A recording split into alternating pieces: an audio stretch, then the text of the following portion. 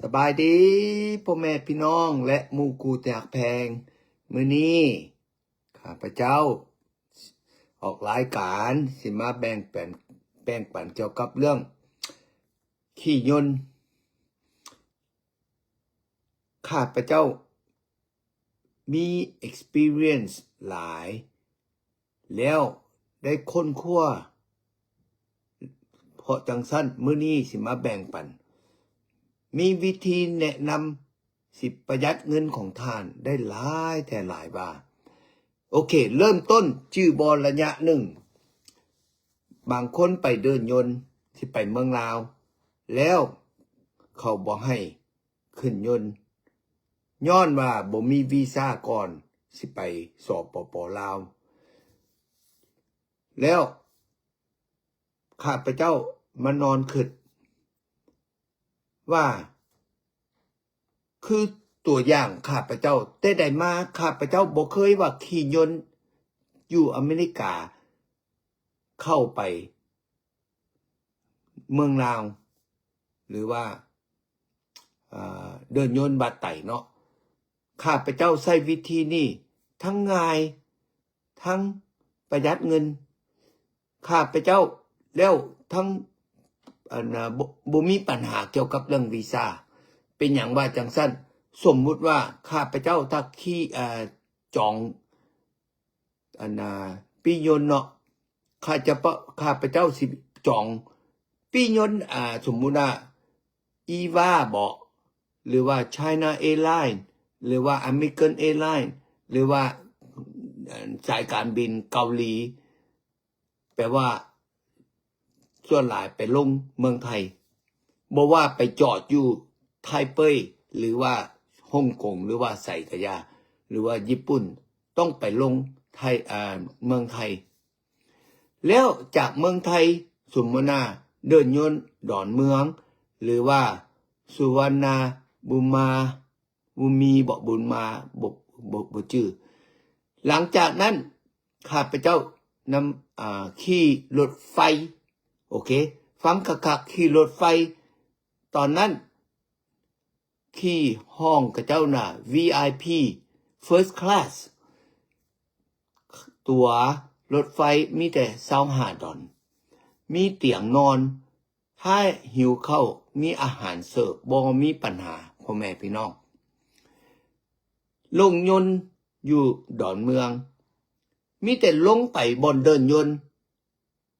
แปลว่าซื้อตัวรถไฟแล้วกลางคืนขี่รถไฟ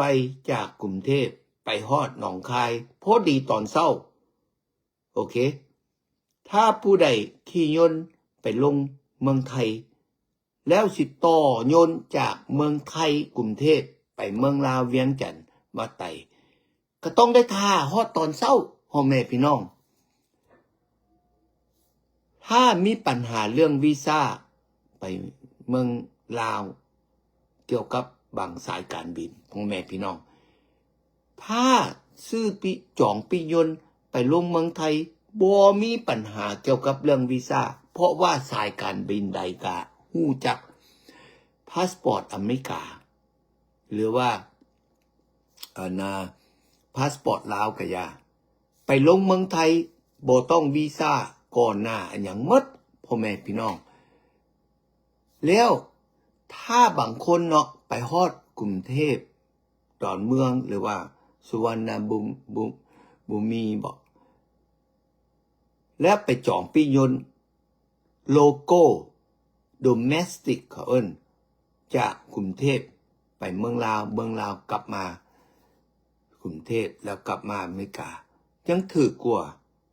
โอเคจุดแรกพ่อแม่พี่น้องบัดนี้จุดที่2ข้าพเจ้าเฮียนฮู้ถ้าสมมุติว่าไผสิขี่ยนต์อยู่อเมริกาไปต่างรัฐตัวอย่างเนาะถ้าบ่จำเป็นแท้ๆไปตอนวันเสาร์พ่อแม่พี่น้องเป็นอย่างค่อยว่าจังซั่นข้าพเจ้าตอนแรกก็บ่ฮู้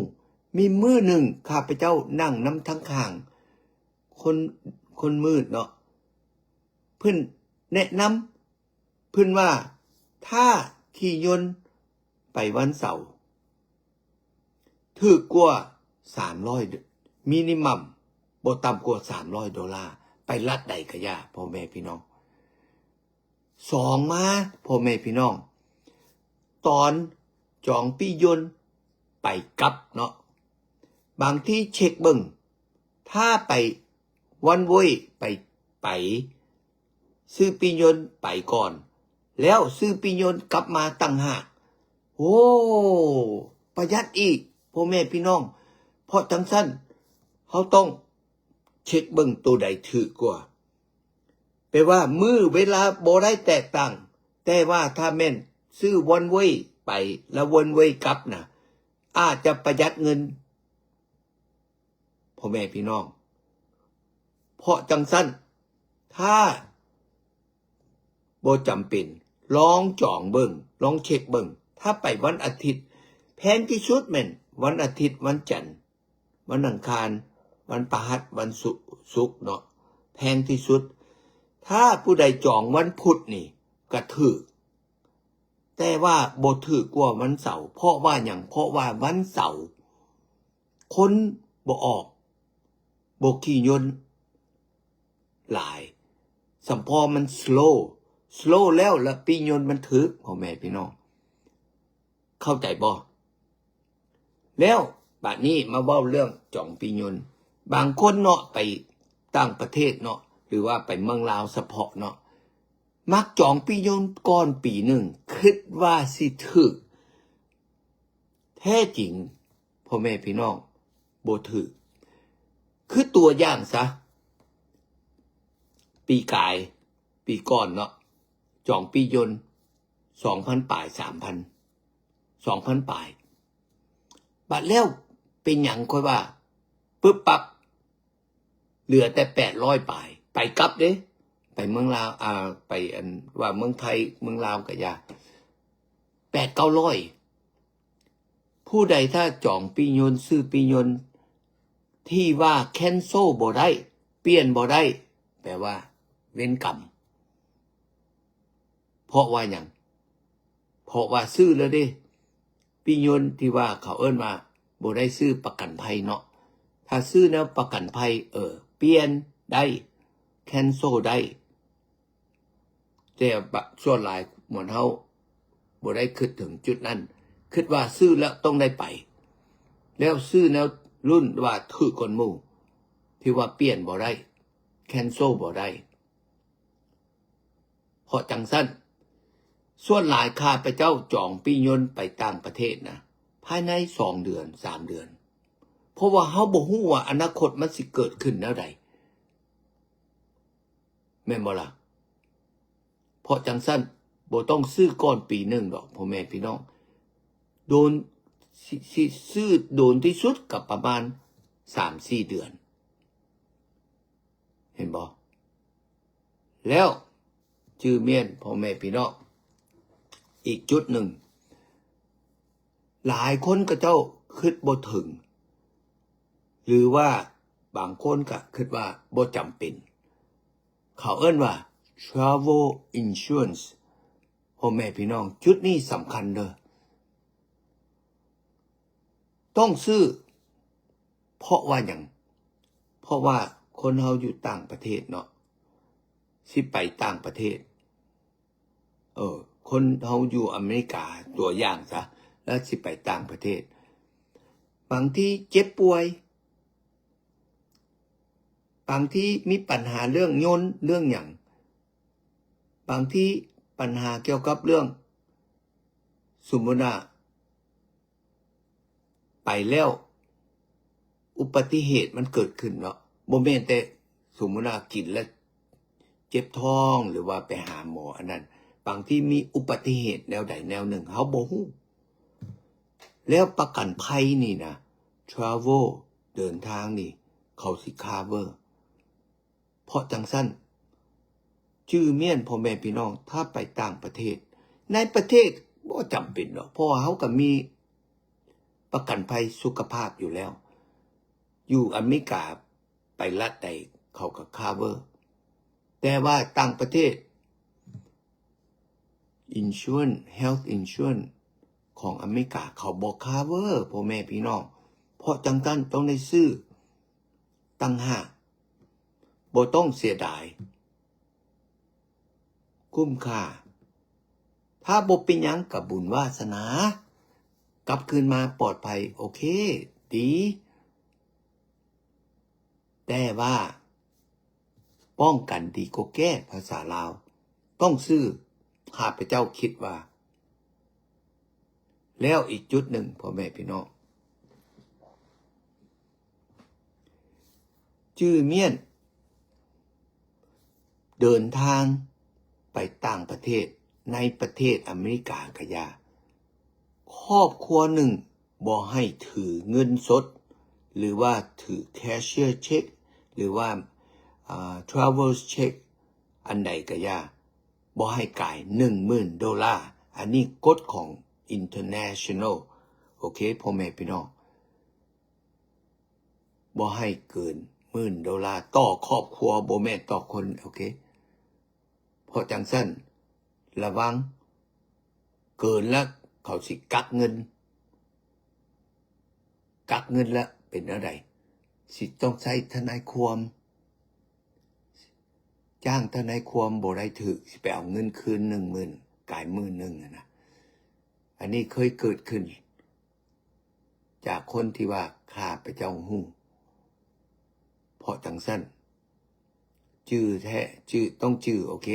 และอีกสุดท้ายตัวหนึ่งพ่อแม่พี่น้องอันนี้เกิดขึ้นน้ำข้าพเจ้า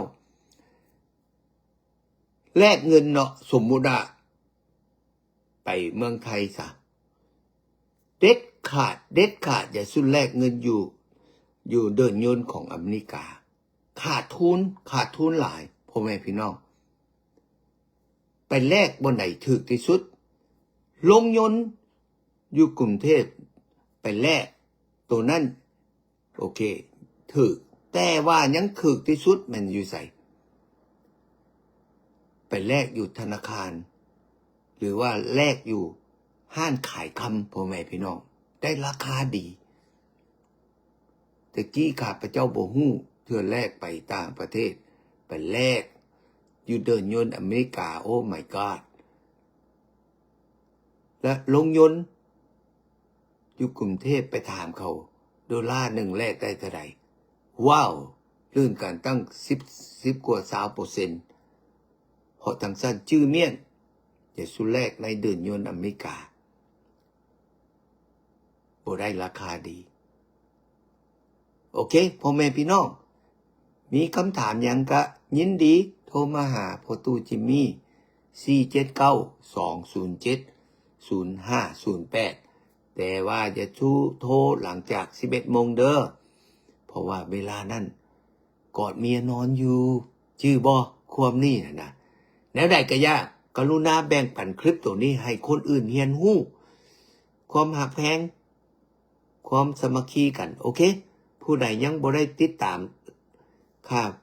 Facebook ข้าพเจ้าขอกรุณาไปคลิก follow แล้วอย่าลืมคลิก like คลิก share และคอมเมนต์มาโอเคว่าดีบ่หรือว่าบ่ดีหรือว่าแนวใดก็ยินดีขอบใจพบกันโอกาสหน้าบ๊ายบาย